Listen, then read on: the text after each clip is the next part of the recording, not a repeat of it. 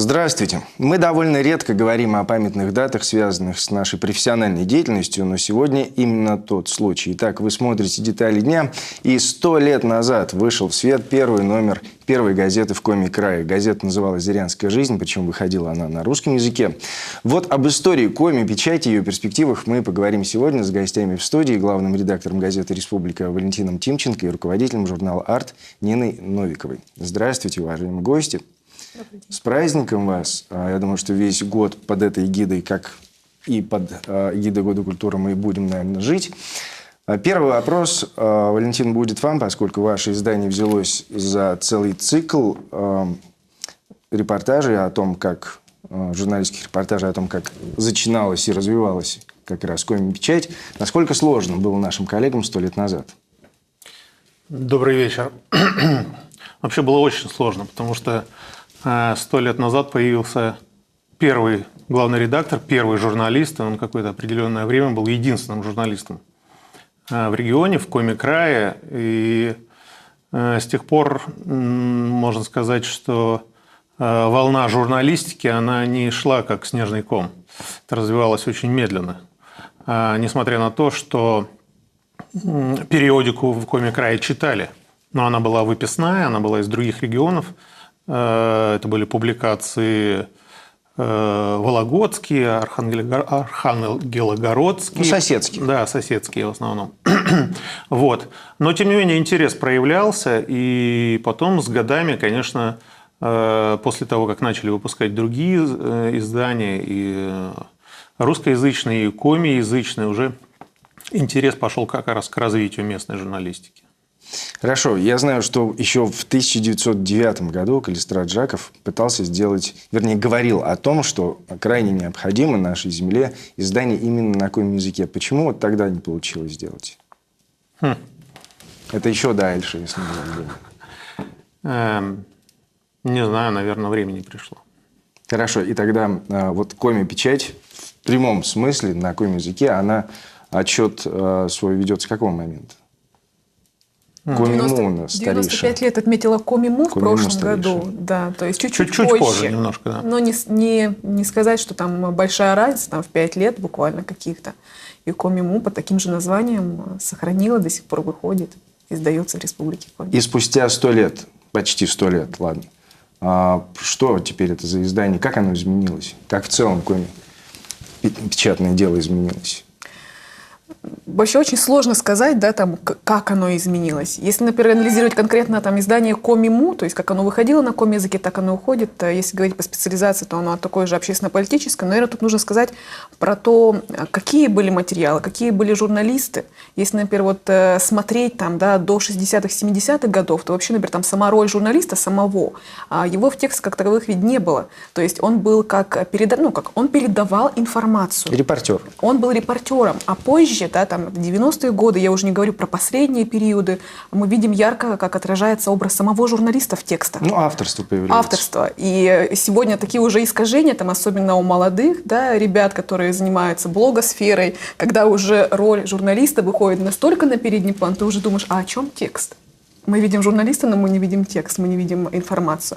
Поэтому, наверное, конечно, журналистика изменилась, и в Коми в том числе изменилась, но какие-то вещи, наверное, остались неизменными в том же Коми-му.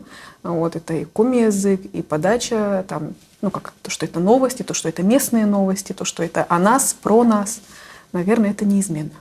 Подход к журналистике, я так понял, немножко изменился, даже Подход не немножко, менялся. а довольно-таки Журналистика серьезно. развивалась как раз по своим канонам. То есть собирались факты о том, кто приехал в губернию, в Коми-край, кто родился, кто женился и так далее. То есть и давалась читателям информация, не более того. То есть аналитики какой-либо... В советские годы как раз уже журналистика была, я бы так сказал, приравнена к большой литературе. Это как раз пошли большие аналитические материалы. Это можно было издание читать как периодику в библиотеке. То есть многие люди приходили в библиотеку и брали романы, повести, рассказы, и в том числе газеты, журналы, которые можно было почитать, над которыми можно было подумать. А сейчас немножко вот этот круг замкнулся. Сейчас журналистика, печатная журналистика во многом, не вся, конечно, но возвращается вот как раз к своим истокам. То есть сбор информации, адаптация под читателя и подача. Собственно, вы дальше думаете. Вот как раз это немножко утрачено с советских времен, когда была такая глобальная аналитика, рассуждение, цикл очерков. Некоторые издания, которые существуют, они продолжают поддерживать вот эту вот методику, наработанную в советские годы, но не все. Но если говорить про аналитику, я просто писала дипломную работу, как раз у меня была связана с историей журналистики, да, в Республике Коми, правда, вот с точки зрения молодежной тематики. И там идет у меня анализ слова юного коммунара, выходит тоже вот в 20-е годы прошлого века. И я анализировала эти вот все материалы. Аналитика была, но она носила как бы четкий посыл. Да, то есть факты были отобраны под определенным углом, то есть какой-то беспристрастность, да, там, или, например, разность мнений показать. То есть вот такой аналитики, наверное, в тот период советский, наверное, сложно об этом говорить. Это из-за цензуры? Наверное, там были, например, у молодежных, да, СМИ, вот у слова юного просто была определенная задача воспитания подрастающего поколения. И уже ближе вот к 90-м... В нужном русле. Да, уже ближе к вот 80-м, 90-м годам, вот если говорить, то, конечно, там уже тематика меняется, и у той же там молодежи Севера, которая уже была преемником, да, слова юного коммунара, потом уже меняется даже вот тематика, и она переходит такой более к общественно-политически. Уже вот таких вот разделений, как молодежные СМИ, там, да, общественно-политическое по возрастам, уже такой, конечно, градации нет.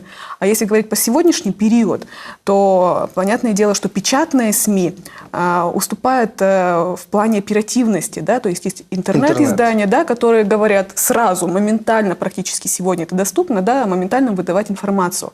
А у печатных СМИ вот это как раз-таки прерогатива обработать и попытаться проанализировать. Ну, еще большой плюс достоверность, проверить лишний раз, это ведь тоже очень важно. Но как раз мы можем конкурировать с интернетом в плане анализа событий. Да. Это с привлечением экспертов, колумнистов и так далее. Что не может себе позволить подчас интернет, потому что им надо быстро, точечно выдать информацию и опередить своих конкурентов. В этом плане, когда общаешься с читателями, они говорят, мы не хотим анализировать разные источники, да, допустим, об одном и том же мероприятии, и делать потом выводы. Это долго. Дайте нам сразу вывод, дайте нам позицию. И вот в этом плане, конечно, печатные СМИ, я считаю, что это основная вот задача, как бы вот эксклюзив, обработка информации, анализ информации, преподнесение уже вот такого продукта качественного, большого. Ну, раз уже заговорили об интернет, не получилось бы без него, все равно это в одном ключе все происходит. Определенные, так скажем, изменения в жизни печатной периодики, они появились с его приходом, и они становятся все очевиднее и сильнее. И мы говорим, если о связи поколений, насколько охотно молодежь сейчас идет в печатную промышленность, скажем так, да, нежели в интернет-издании. Здесь я могу немножко больше сказать, потому что мы еще, я работаю еще в детском издании, и мы как раз столкнулись с тем, что нужно начинать не с молодежи, а нужно начинать именно с детей. Потому что это вот культура чтения, когда родители читают своим родителям, или дети начинают сами читать. Вот этот момент, когда вот только самое начало, нужно не упустить. И мы вот, когда готовились к передаче, мы нашли вот раритетный номер журнала 20 лет назад, как раз в этом году 20 лет «Радуги», и пролистали его. Вот он по темам абсолютно сочетается с тем, что выходит сейчас. Но нет таких вещей, допустим, как в современной уже «Радуге», да, детской. Это какие-то бесконечное количество QR-кодов, ссылки на контакты, ссылки на сайты. То есть сегодня уже журнал перестал быть просто там журналом, где просто написано, а он еще дает в рамках себя несколько продуктов, которые размещены на электронных ресурсах. К сожалению или к счастью, сегодня это все интегрировано. Издания, они все популярнее становятся, конечно. Да, поэтому, наверное, тут вот, если говорить про молодежь, это первое, нужно начинать вообще с культуры чтения, прививать культуру чтения, потому что очень удобно дать ребенку там телефон или любой другой гаджет, и не нужно его учить читать, не нужно ему читать книжки. Поэтому вот первый момент именно прививать культуру чтения в семье. Вот, а про молодежь, наверное, Валентин может добавить. Хотел, по крайней мере. Да, я могу сказать, что, к сожалению, на мой взгляд, было упущено не одно десятилетие, когда подрастающее поколение упустило вот это самое сокровенное, что есть у человека, возможность читать, потом анализировать, думать. Сейчас читают заголовками, пролистывают, это калейдоскоп разных картинок, из этого складывается у человека информация. Клиповое мышление. Да, клиповое мышление, так называемое. Поэтому очень хотелось бы, чтобы изменилась государственная политика вообще в отношении журналистики, чтобы вернуть журналистике вот эту как раз возможность приобщить снова людей к чтению. Как раз через детей, наверное, и придется это делать, потому что современной молодежи, она уже выбрала свой путь. Вот начнем с нового. Хорошо, но здесь было два у меня, получается, вопроса. И про аудиторию, в том числе, конечно, читательскую я им говорил, но и о том, кто сегодня пишет в газетах и в журналах. Сколько лет этим людям? Насколько интересно молодежи приходить и заниматься вот этой работой? Я по своему такому опыту могу сказать, недавно вел курс в СГУ студентов, будущих журналистов. Они мне сразу сказали, честно признались, что они хотят получить высшее образование. Как таковая журналистика им не очень интересна. Не в случае интернет-журналистики, не в случае традиционной, скажем. Нет. То есть им интересно фотографировать, это очень интересно вести микроблоги, вести блоги там большие, быть travel-путешественниками очень интересно. Путешествий. Ну, в этом возрасте это нормально, мне кажется. Да. Вот. А заниматься вот этим вот не очень интересно. Я подтверждаю. Мы вот с Артом у нас 3 года подряд уже тоже договор, проходит практику ребята из СГУ, как раз-таки вот специализация у них журналистика. Вот. И когда сидят 12 человек, и ты задаешь им вопрос, а кто из вас хочет стать журналистом? И ты наблюдаешь вот такое явное замешательство. Человек не знает, а хочет ли он вообще заниматься этим. И когда на 3-й или 4-й раз, когда они переделывают текст, видишь, что у них даже тот интерес, который был, может просто потеряться, потому что есть более быстрые способы получить возможность себя реализовать. Тот же самый блог, да, допустим, или там видео бесконечно, там какие-то там свои каналы на YouTube, то есть они дают более быстрый результат. Все-таки с текстом нужно работать, его нужно родить, его нужно выносить, а это все-таки большой труд. Поэтому, наверное, это вот журналистики остаются либо те, у кого это призвание, либо те, кто без этого не могут, либо те, кто еще вот прошли какую-то определенную школу там у старших коллег. Вот. Наверное, на телевидении все-таки больше людей приходит, и, наверное, интерес среди молодых ребят, наверное, больше. Ну, хотя у нас тоже процесс довольно-таки протяженный во времени, прежде чем какой-то материал выходит в эфир. В принципе, мне кажется, это тоже самый процесс. Мне кажется, через блоги, через YouTube-каналы все-таки мы привлечем к себе молодых авторов, потому что они начинают себя реализовывать, они получают лайки, получают какую-то ответную реакцию. Ну, у вас же у всех есть паблики в социальных сетях. Начинают, мы посмотрим, что там какой-нибудь известный там travel-блогер, он начинал с того, что просто выкладывал фотографии, потом начал писать тексты, потом постепенно начал писать статьи, публиковаться в журналах. Я думаю, что интернет нам поможет как раз в этом случае. Это отлично. У нас совсем немного времени остается. Уважаемые гости, скажите, вот чего вот прямо сейчас очень-очень больше всего не хватает Коми-печати? Я примерно не ожидал.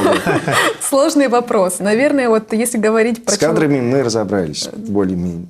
Наверное, человеческий ресурс – это все-таки самый важный ресурс. Все можно преодолеть. Финансовые трудности, не знаю, там, политическую ситуацию. Если есть человек, если есть его идея, если есть инициатива, он найдет себе команду, он найдет своего круга читателя.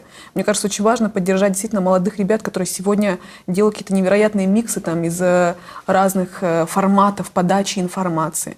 Мне кажется, очень важно сейчас вот словить какую-то волну новых людей, новых молодых ребят. Мне кажется, человеческий ресурс все-таки это самый важный.